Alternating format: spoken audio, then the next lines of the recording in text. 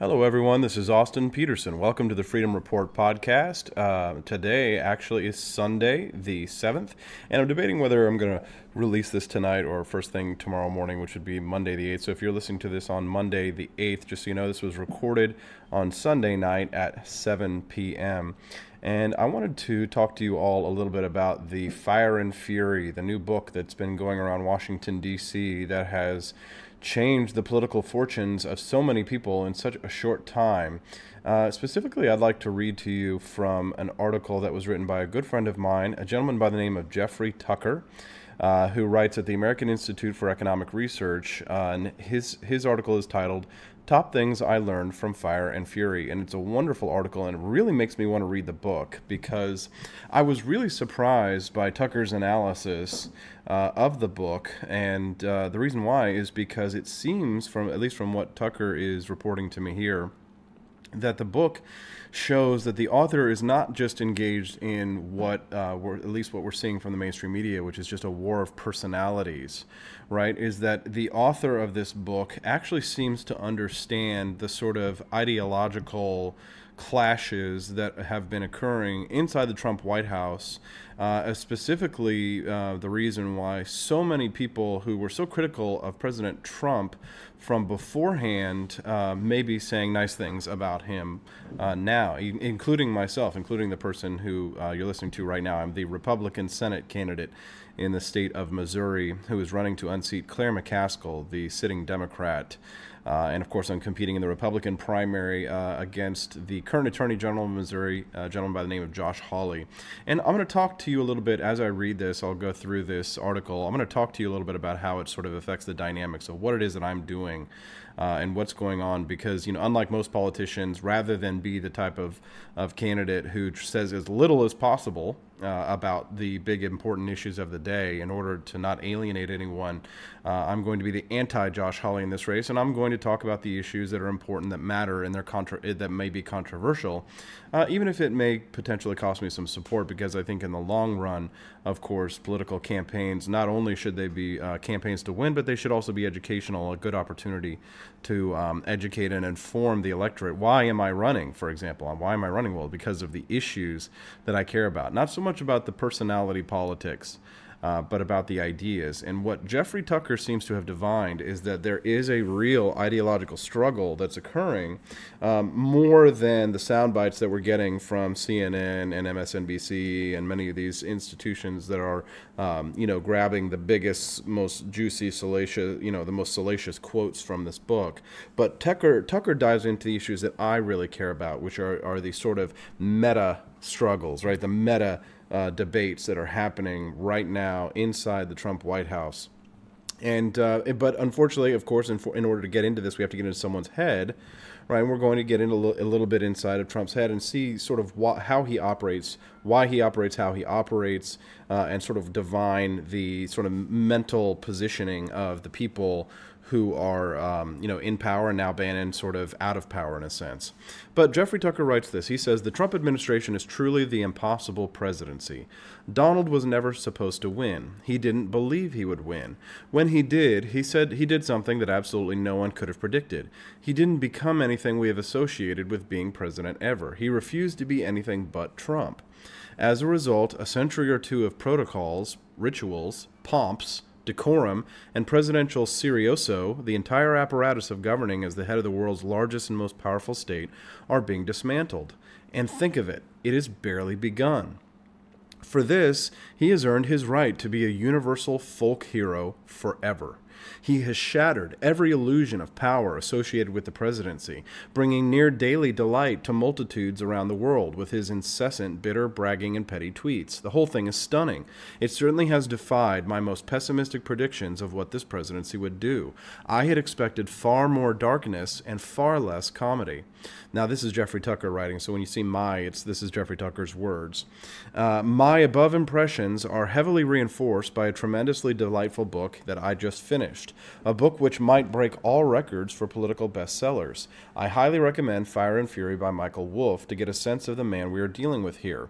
I don't want to minimize the dangers Trump represents. He would be so much more delightful if he had no power, and indeed he is the best argument for limiting government there's ever been, but there are ways in which he is playing some kind of appointed role in the unraveling of state power, or so we can hope. Jeffrey Tucker goes on. One feature of this book is rather overwhelming. It covers all the things that you remember happening, but the truth is that you had already forgotten 9/10 of them. This 1 year of a presidency has produced as much drama, most of it fake, but most of it is fascinating, as 20 years of a normal presidency, right? It's like whole seasons of Mad Men, binged on fast forward and running daily. Near the end of the book, the author offers a fascinating insight into Trump's tweets and how they capture the news cycle invariably. The media barely has time to react. The op-ed writers fulminate. The magazines write long think pieces. Everyone is aghast or laughing or something. But by the time the outrage is just getting going, there's another tweet, and the previous outrage is forgotten and a new one ensues. This has the effect of creating an addictive narrative and a means of survival. Quote, if every new event canceled out every other event like some wacky news cycle pyramid scheme, then you always survived another day. This seems like a good description of the process of government in the age of Trump. Now here is the thesis of the book. The book does have a clean narrative theme throughout. The battle for Trump's soul between Steve Bannon and the First Family. The battle has been lost by Bannon, and this book throws the last bit of dirt on that grave. Wolff is highly astute about the difference between Reaganite liberalism and Bannonite revanchism. Quote, the essence of Bannonism and Mercerism, he writes, was a radical isolationism, a protean protectionism, and a determined Keynesianism. Now, let me just break this down because this is why you listen to these podcasts, so we can really get into the nitty-gritty of this stuff. So this is Wolff, the author of the book, who is saying this. He writes the essence of Bannonism was radical isolationism, protectionism, and determined Keynesianism, right? So this is very important to understand because where did the alt-right come from, for example? If you've heard about the alt-right, and you've heard probably a lot of criticism from myself in this podcast, because it is a departure. It is many of the arguments that I made during my presidential campaign last year were about the unprincipled populism in many ways, which is a complete disregarding of Reaganite liberalism. And some people will cringe, but when we say liberalism, we're talking about the real thing, not the fake liberalism of modern Democrats. We're talking about the Reaganite liberalism, which was not so heavily focused on isolationism, protectionism, anti-immigration, and then the Keynesianism, of course, which is how do you fund all these programs? Well, you have to have big government in order to protect industry, quote unquote, protect industry, and in order to build a wall that would be a step towards isolationism.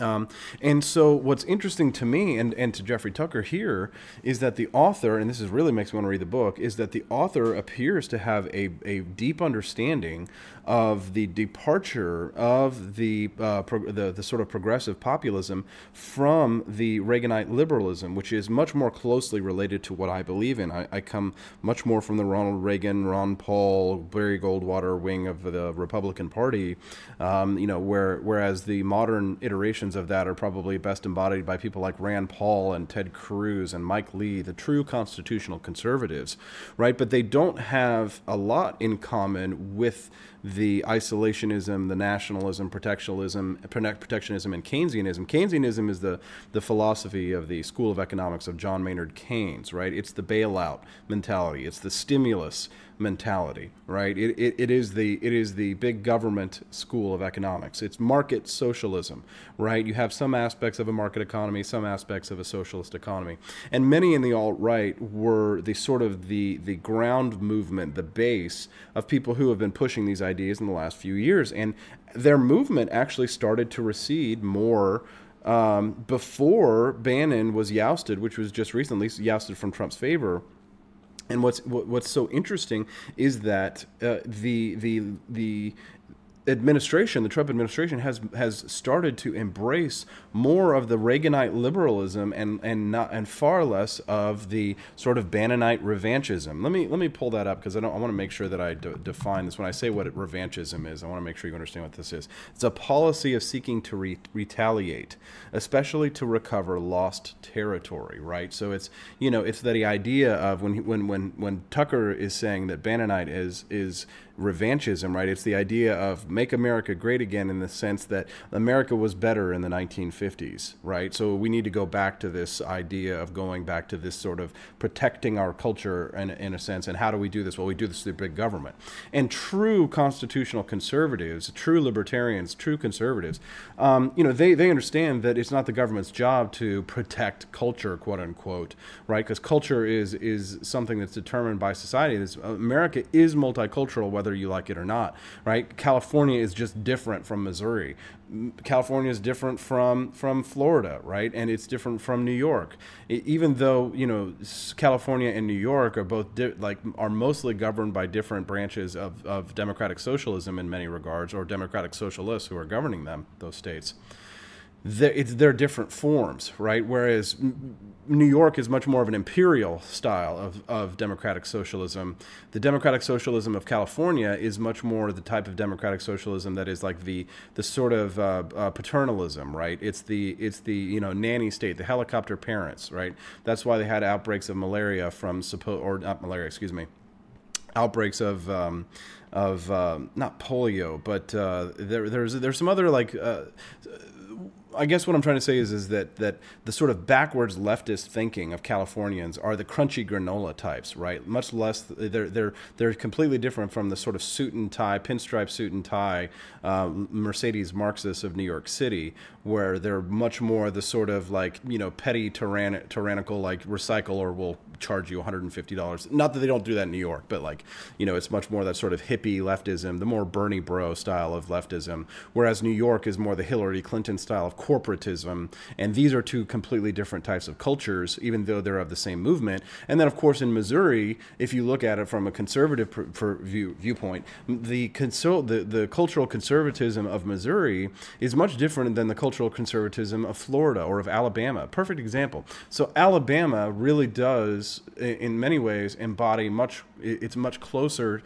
to the sort of the Bannonite school of revanchism, right, of that old style of conservatism, whereas in Kentucky and Missouri, we're much more moderate and we're much closer to the sort of Reaganite style of liberalism. Again, not the bad liberalism, the good liberalism, right? The freedom type of liberalism. Maybe there's something about just being in the Midwest region, that tends to make Missourians a little less militaristic, or with the type of conservatism that we are. Much more front porch, what's the word I'm looking for? Much more like sitting on the front porch, relaxing with a glass of tea and thinking things over, much less, you know, hot-headed. More of a sit back and think style of conservatism that exists out here in the Midwest but again, culturally, we're very similar, right? Alabama and Missouri have a lot in common, and there's a lot of overlap there.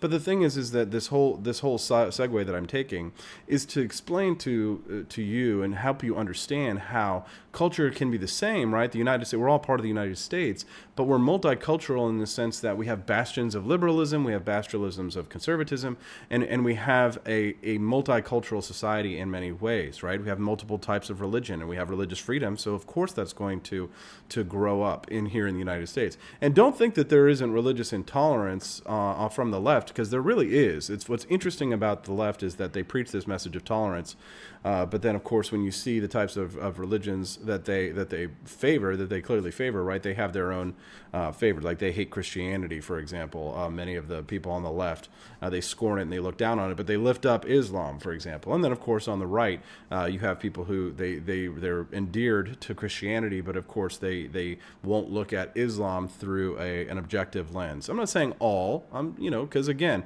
I don't place all of the religions in the same boat and say, hey, they're all the same when it comes to what they mean in terms of a modern cultural context. I think that there's something to, if you're really going to be objective, you do look at everything and say what objectively is better. least in terms of a Western society lens, in terms of a true liberalist lens, in terms of a true individualist lens, because I believe that what really makes America great is the concept of individualism.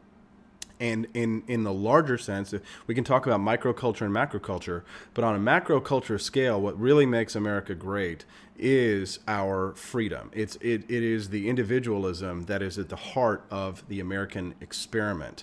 So when neoconservative policymakers talk about America as being exceptional, right? To them, that is a manifestation of the more imperial branch of the conservative movement, where they want to make America. They want to make the world safe for democracy, right? It involves hardcore interventions, government interventions overseas, and eventually it leads to big government. I think true American exceptionalism should be centered around the concept of individualism and of liberty and of freedom. And how we get there, of course, is how we disagree. But that was quite a segue. But you know what? It's a podcast, and that's why you guys come here. So let's get back to the main big piece. Okay? The stunning split with Bannon has been beautiful to watch. Bannon was his strongest connection to fascist ideology, and it is possible that this break with Bannon, and remember, this is Jeffrey Tucker's words, not mine, that this break with Bannon will drive Trump to upend the aspects of Trumpism that Bannon had created and cultivated. What remains is a kind of chaos. Let's hope it is manageable enough to keep the world from going up in flames. Okay, now let me tangent here a little bit and say, Jeffrey Tucker here says that Bannon was Trump's strongest connection to fascist ideology. Well, of course it depends, right? Because Bannon really was a hero to the alt-right, and a lot of the alt-right, the sort of logical conclusion of the ideology of the alt-right was fascism. And I don't say that lightly, because I know what I'm not like the left or social democrats where I don't know what a fascist is, right? But the alt-right, many of the movement, and again, I'm an internet warrior, right? I have a large internet presence. I participate in discussions online with people I know. The ideology, right? It is a form of nationalistic statism that many in the alt-right had embraced, which is why they weren't pro-life, right? Because they wanted to protect white babies, right? And they were like, okay, well, we have no problem with abortion in the inner cities, blah, blah, blah, which is why the alt-right in many ways were eugenics. They were eugenicists. And they also, like Richard Spencer, who was one of the leaders of the alt-right, they were proudly and openly for socialized medicine, right? And so that shows you right there that the sort of the Bannonite school of thought, that sort of really hardcore nationalistic socialism, Keynesianism, remember we were talking about Keynesianism, and in this book he's talking about how Bannon was very much a Keynesian in many ways. That's being pushed to the side, and it's all for the better in many ways, because no matter what you think of President Trump or his White House, if you're a constitutional conservative, if you're a libertarian or a true conservative, getting tax cuts, getting deregulations, those kinds of things are the things that we want to see. And if Trump is the only guy who can be the bull in the china shop and sort of destroy the political establishment such as it is, well, this is the world we live in. It's Trump's world and we're living in it. And I'm not going to look a gift media mogul in the face and president in the face and say, oh no, this isn't good enough for me. I saw somebody posting an article the other day that says the libertarians should never should stop defending Trump. And when you're wrong, you're wrong. You got to admit it. And I didn't think that President Trump would be what he has become. And so in many ways I was wrong. And most people aren't, they don't have the guts to admit that.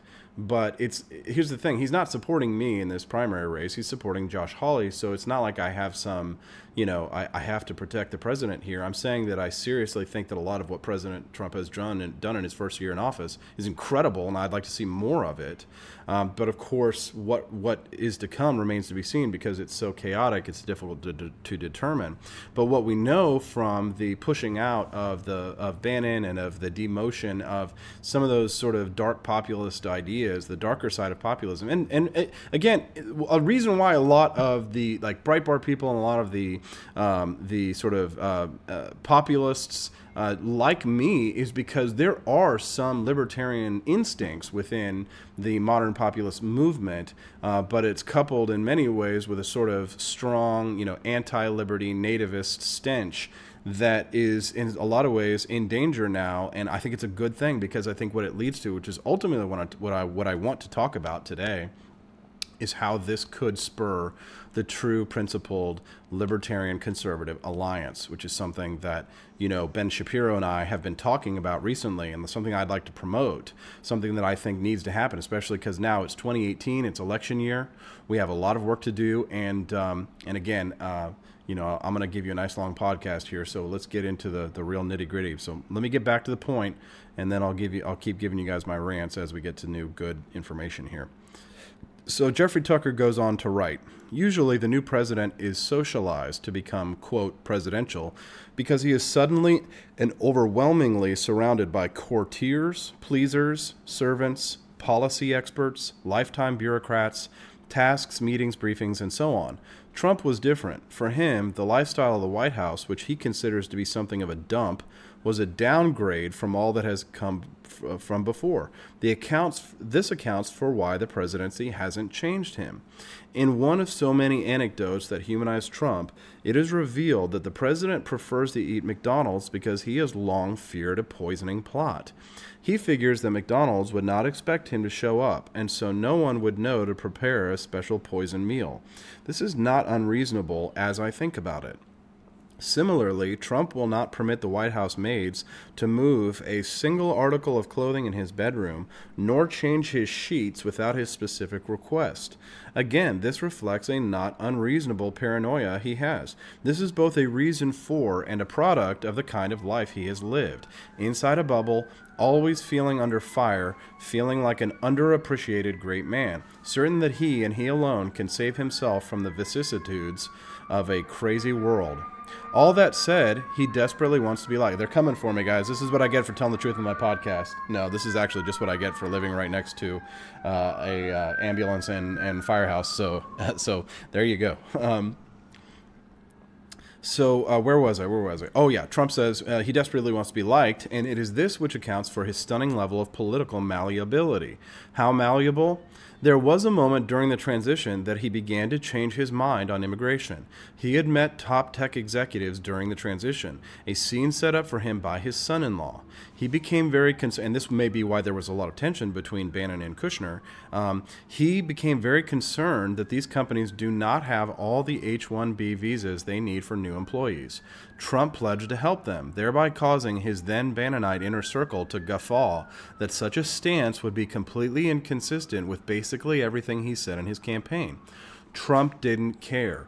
He came to enjoy the struggle between his confidants and visitors over his mind and heart, and trusted only himself to make the final decision. Meanwhile, every faction would get a day in the sun. Inauguration Day was the apotheosis of Bannon. The book confirms what I had only suspected. This is, again, Jeffrey Tucker's words. Bannon wrote the inaugural address. It was a dark, chilling, fascistic, statist, grim, and frightening flurry of right Hegelian blather. Now, these are a lot of big words here, guys. It made a god of the nation-state and its chief executive. It contained not one word of Reaganite optimism. So let me go through this. Dark, chilling, fascistic, statist, grim, and a frightening flurry of right Hegelian blather. Now, what is Jeffrey Tucker saying about this? Now, Hegelianism, and I won't get into it very deeply. I'll give you a brief little explanation here. It's the philosophy of a G.W.F. Hegel, which is basically summed up that the rational alone is real, and it's his goal was to reduce reality to a more synthetic unity within the system of absolute idealism. So essentially, it's mostly used.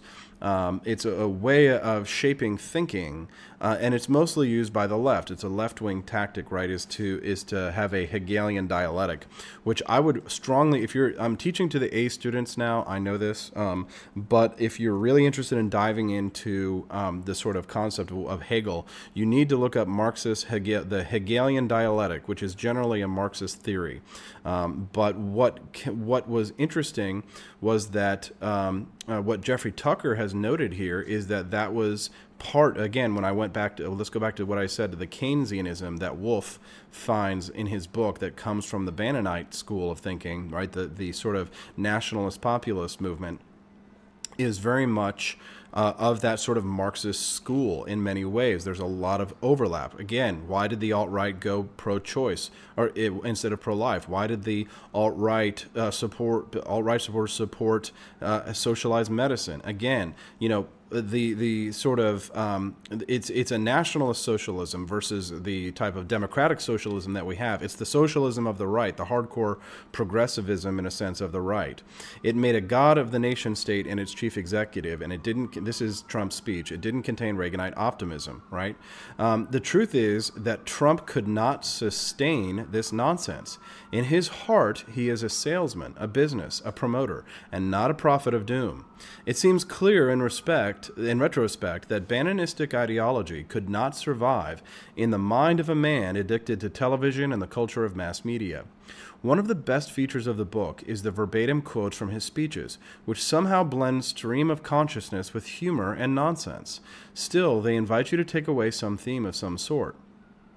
In a strange way, too, they are endearing, like listening to a fun drunk guy at the bar who has a knack for last call entertainment. You like him even though he makes no sense.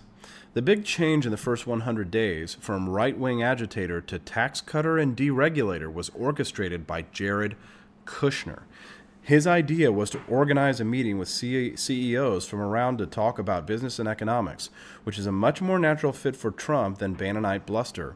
It was this meeting that began the process of driving Trump toward a more constructive approach than ethnocentricity and wall building. It was the best meeting and moment in the first weeks of the presidency. Trump was engaged, curious, fascinated, and intelligent. He was in his element.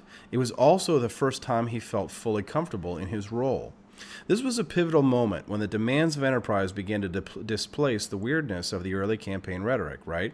In a very real sense, the merchant class might have saved this presidency. Now, this is where I get really excited, ladies and gentlemen. This is where I want to impress upon you, the listener, to understand where I'm coming from when I tell you that what I am excited. People are like, Austin, why are you like seemingly doing 180? Like the Reagan Battalion and like the National Review, all these people, they came after me like, oh, you're a Bannonite now, Austin, because you support Trump and you say this. I'm like, no, you don't understand that when and I didn't realize it was Jared Kushner that pushed for this meeting.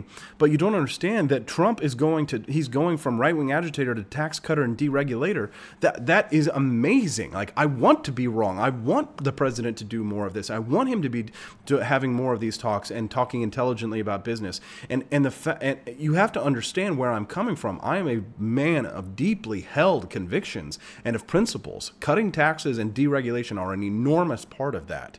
And I hope you can tell from the passion, the emphatic tone that I'm using in this podcast right now that I'm being deeply sincere about how important these things are and why it is a good thing. And we work with what we have, right? We've got President Trump, and sure as hell, we would not have had this from Hillary Clinton, right? It would have maintained the establishment status quo. And Trump is destroying that in many ways, and he's really earned my respect. And that's exciting because, you know, it takes a lot to earn my respect. I very, very rarely say nice things about politicians, except for the very few which I do believe are on the right track in many ways. Moving on, and I'm loving this. So hope you're enjoying this, because this when I read this article today, it blew my mind, and my mind has been racing since I read it. I hope you like this. If you are liking this podcast, don't forget you can subscribe on iTunes. You can subscribe to me on Stitcher. Also, it gets posted up on SoundCloud and lots of different places. I'm pretty sure Jeffrey Tucker shares it on Liberty.me as well. Anyways, but if you're listening, Jeff Tucker, fantastic piece, well written. Let's get back to your piece. Why hasn't Trump hired people to fill the bureaucracies? Wolf reports the main theory from the inner circle. Trump only thinks about what is happening around him or what he sees on TV. The bureaucracy is a distant abstraction. He cannot be made to care about it. This is not exactly how anyone would have predicted things would unfold. It wasn't long into the presidency which he expected would soften the attacks from him when he realized that his troubles had only just begun. He concluded that the entire system, media, bureaucracy, political mavens, lobbyists, were rigged against him. He came into office thinking that he would finally be liked, Instead, he dealt with nonstop trouble. It was this turn that led him to fight against what he considered to be the system, culminating in tax cuts and deregulation in defiance of everything official Washington is structured to prevent. Let me read that again because this is so important. He dealt with nonstop trouble. It was this turn that led him to fight against what he considered to be the system, culminating in tax cuts and deregulation in defiance of everything official Washington is structured to prevent. And I have been saying this for years, that the real machine, the regime, is in Washington, D.C. The establishment is all about protecting the bounty that gets handed out to the lobbyists and to the corporations through corporate welfare. It was everything that Trump has done with tax cuts and deregulation in many ways. It's against their interests, right? It's anti-protectionism in many ways, right? A lot of these companies now, they don't have the same sort of relationship, the special relationship with the president that they could have had in another thing. I mean, President Trump in some ways, he's at war with Amazon in many ways, right? Like, I love Amazon, but in some ways sort of being adversarial, with some of these institutions, it's weakened the sort of the institutions that libertarians and conservatives have been trying to weaken for years, right? It took the bomb thrower to destroy the sort of respected opinion that, like, what Tom Woods, if you're a Tom Woods guy, what Tom Woods has been saying has been the 3x5 no card of acceptable opinion in Washington, D.C., which is that we will have Keynesianism, we will have stimulus and bailouts, we will have big government, and the president will be respectable because he will ensure that the $2.5 to $3 trillion of revenue that comes in from taxpayers every year will be doled out to the appropriate sources, and we're not going to have tax cuts because that would clamp down on the revenue stream. It's an exciting time to live in right now. Love him or hate him, you can't ignore him because, again, he's changing the way things are done, and frankly I find that exciting. Moving on to Trump, Jeff's piece. Jeff says, so much of Trump's mood is determined by his surroundings. Bannon's description of the White House strikes me. It is not a mansion. It only has a facade and a few fancy rooms. It is actually a military base under military command and completely government issued. Trump can't stand the place. There is indeed not much about Washington that he likes at all. That's amazing. I mean, again, another paragraph that I'm reading here with glee as Jeff is describing this in the book. And again, now I feel like I absolutely have to read it. Is that Trump doesn't like being in the White House, right? He doesn't like the idea of being in a military base. Again, frankly, for those of you who knew last year, like, same here. Like, I wouldn't like to live in that kind of environment either. And Trump can't stand the place, right? Of course, because he's moving from Trump Tower to Washington to the White House, right? I mean, why would you want to downgrade in such a way?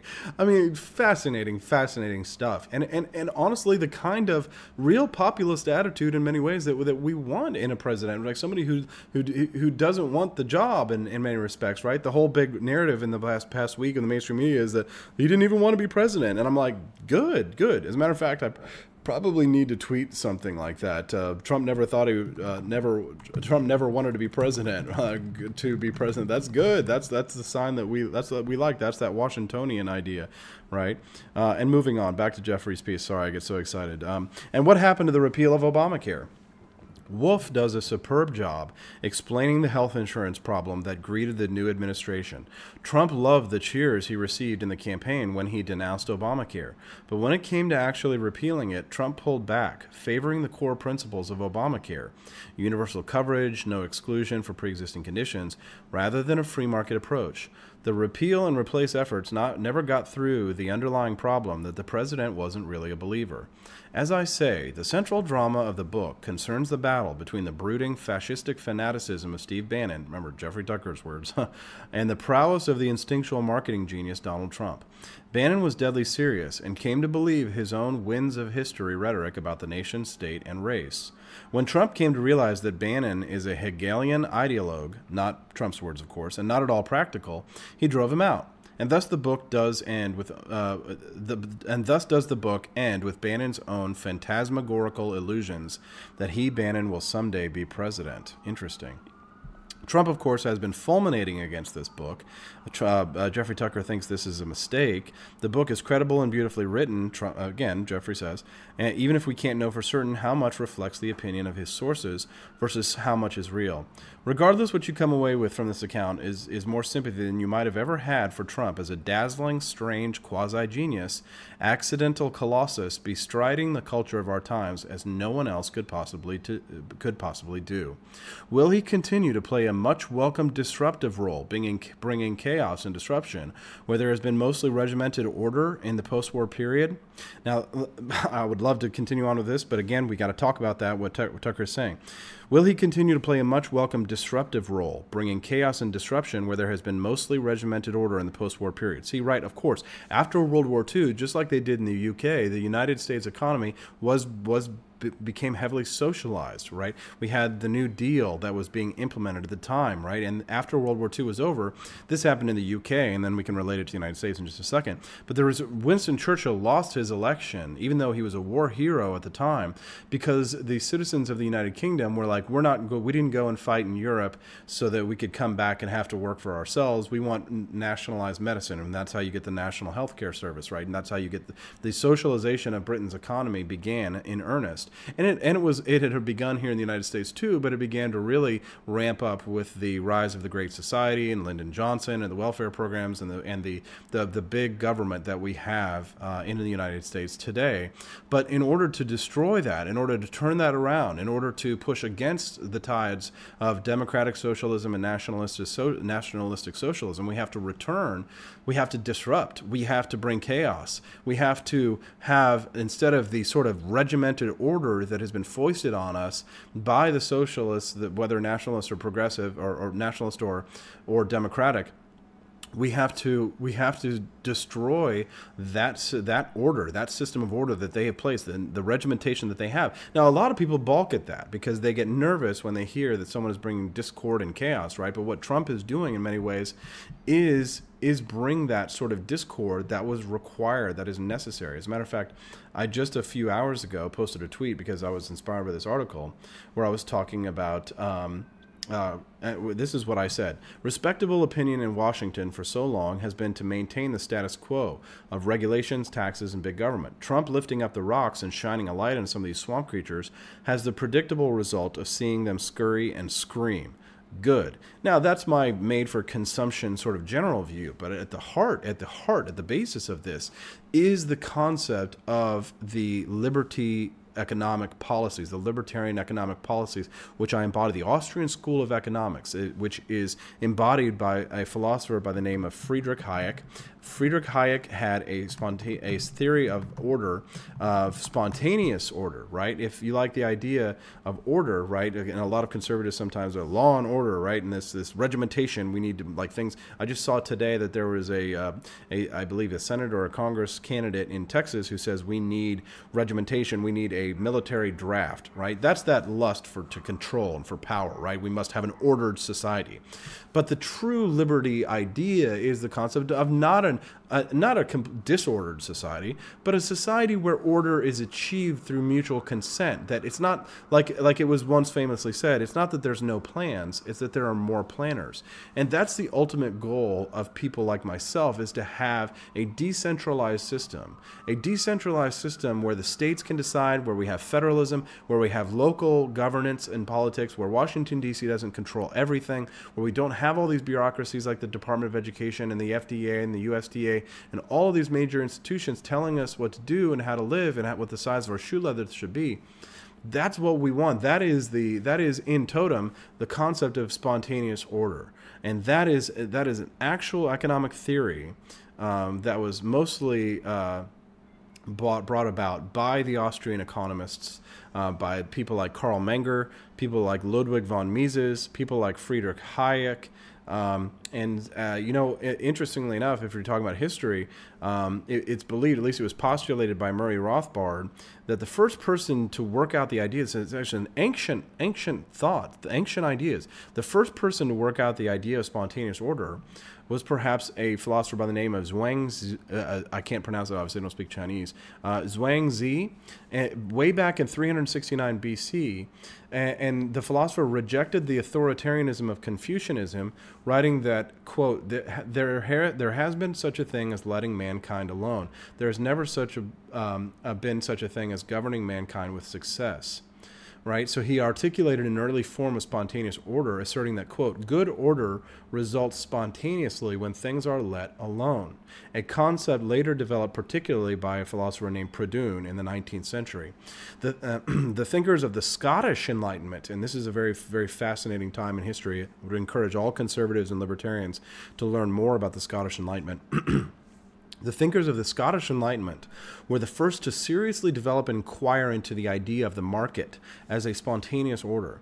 In 1767, the sociologist and historian Adam Ferguson described the phenomenon of spontaneous order in society as a result of human action, but not the execution of any human design. Right? So that's the idea. That's the heart and soul of what we believe, that humans, individuals, when left to their own devices, when they are not hyper-regulated, hyper-taxed, will make the best decision for themselves and for the people in their communities.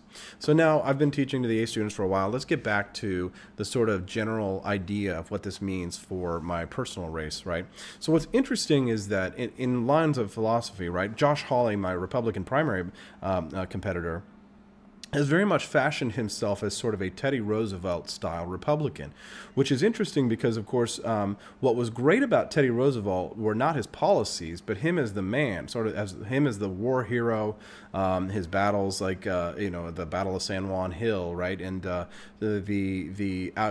as a great outdoorsman, which Josh Hawley really doesn't embody, right? Josh Hawley is an Ivy League educated lawyer who became a constitutional law professor and got lucky in his associations and joined all the right clubs and societies in order for him to get to where he's considered the favorite in this race. But in many ways, he's weak because what Josh Hawley is fashioning himself, why he's fashioning himself as a Teddy Roosevelt Republican, is very much because of the progressivism that, in terms of economics, that Josh Hawley is embracing. It's more in line with Bannonism, right? And it's more in line with the nationalist populist style of school of economics, not related to the Austrian school of economics, the free market school of economics, the Reagan school of economics. That's where I live. That's where my people are. That's where I come from. That's my thinking. So it's very interesting, of course, too, because in terms of getting to the personality politics of this, is that Josh Hawley went and sought Steve Bannon's endorsement and worked very hard to make it so that he would have that faction of the Republican Party tied up. Now, to give Josh credit, the president himself said very many nice things, but the president is not an ideologue in many ways. Bannon was an ideologue, or it still is an ideologue. But the Kansas City Star actually contacted me for comment on this the other day to ask about, Josh Hawley not saying anything about, Trump throwing Bannon under the bus. And I think, of course, it shows a lack of backbone on Hawley's part. How is he going to take on Claire when he doesn't have the guts to even take on the people that are supposedly supporting him? Or he doesn't have the sort of his moral compass, unfortunately, seems to be out of whack. And the reason why, and this is why I said to the Kansas City Star, the reason why I think that is because he's so beholden to his donors and the people who are bankrolling his campaign. And I wonder how on earth is Josh going to run this campaign when he has to do his job as Attorney General, and he has to campaign, and he has to beat Claire, and he doesn't seem to have the fire in the belly. But also, he's weak on the economic positions. I detailed in a piece in the Springfield News Leader here in Missouri. If you'd like to really get into the nitty-gritty of this stuff, you can look it up, where I said that Josh Hawley is taking Missouri voters for a ride with his investigation into Google, because he was going after them potentially on antitrust, right, which is very much a Roosevelt kind of a thing. It's that populism that I won't call it conservative. I'll say it's a progressive republicanism that is out of line with what Trump is going towards, right? What Trump is going towards, the more Reaganite liberalism. He's going more towards the school of thought, of philosophy, the economics of liberty. And that is interesting because, Hawley is very much out of step with that. Now, of course, Trump and Hawley, they're not going to get into the details of all these kinds of things. It's my job as the only candidate in this race who is advancing a philosophy, who is advancing a set of principles, who is advancing ideas. It's my job, of course, to break this down for you all, for my loyal listeners, so that you can be more educated and you can be better activists for the cause of limited government and personal liberty and economic freedom and all the things that, if you believe like I believe in freedom, then of course, this will make you a stronger champion of those ideas.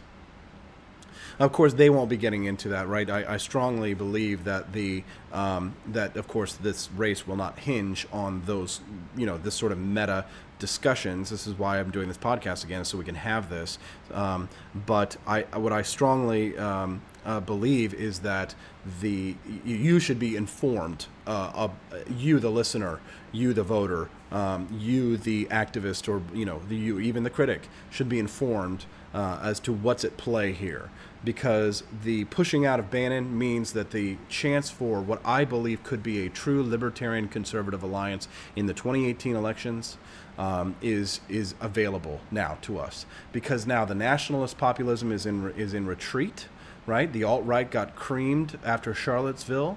Bannon has been swept aside, at least for now. And now we have this opportunity. I think there's an opening. And I want to be the champion in Missouri of the principles of liberty, and I want to represent the citizens, all the citizens of my state, because ultimately, to go up against Claire McCaskill, she cannot paint me as some tool of Mitch McConnell or the establishment.